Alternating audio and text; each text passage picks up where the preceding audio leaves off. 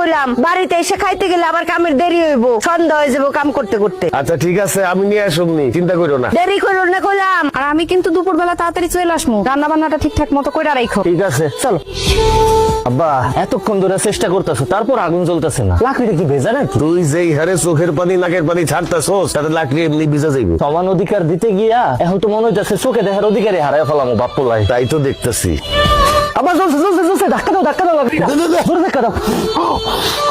ও ভাবি, আপনি কে? কিস্তি আলি। ভাবি কই? আপনি আলিফের বউ না? হ্যাঁ আমি আলিফের বউ, কিন্তু আপনার বউ কই? বাপের বাড়িতে গেছে। ভাই আহে নাই, আপনি এসেছেন কেন? আরে ভাই, প্রত্যেকদিন কি আপনার ভাইরই আসতে হইব? তার অন্য কোনো কাজ থাকতে পারে না? শরীর খারাপ হইতে পারে না? আগামী 15 দিন আমি কিস্তি তুলবো। ভাবি তো 3 সপ্তাহের কিস্তি বাকি, তাড়াতাড়ি টাকাটা দেন। 3 সপ্তাহের কিস্তি রেডি করে আছে, আসেন। কই? টাকা তো ঘরে। নিয়ে আসেন। আরে বাড়িতে এসেছেন, নাস্তা করবেন, কথা বলবেন, আসেন তো ঘরে আসেন। মানে কি? কিস্তি 3টা জায়গায় 6টা দেবো, 3টা খাতা উঠবেন আর 3টা আপনার জন্য বোনাস। ও তো বাপের বাড়ি, বুঝেন না? হরামির বাচ্চা, তুই এসব কি কইতাছস? কিস্তি দেবো, আসেন না একটু ভিতরে। তোরে জুতোটা দিয়া পিডামু, তোর কিস্তি আলিফ আইসে নিব।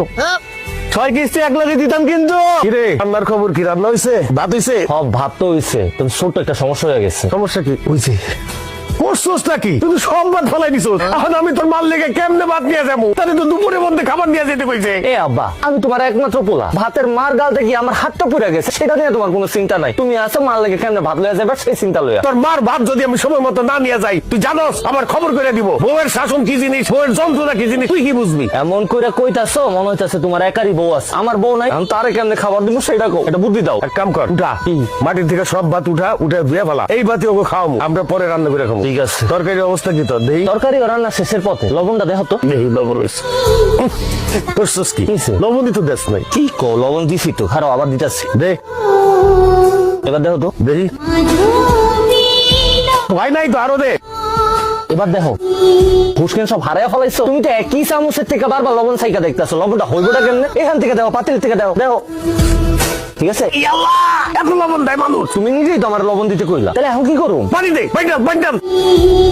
কি করলি তুই? তুই কি এই তরকারির মধ্যে গোসল করবি? এত পানি দেয় কেউ? কি কো আপা, তুমিই তো আমার পানি ঢালতে কইলা। তোর মার সামনে তো আমি মুখ দেখাইতে পারুম না, লজ্জায়। খালি মার কথা লয়ে আইছো। আমি আমার বউয়ের সামনে কেমনে মুখ দেখাম? মারে আমি বুঝাই রাখবো, তুমি চিন্তা করো না। কি আর করবি? এগুলাই দিয়া দে, এগুলা লয়ে যাই। আল্লাহ জানে আজকে কি কবলে আছে। এটাই লয়ে যাও, যা আছে কপালে। হে বলা বেগম, আসো, খাইয়া দাও।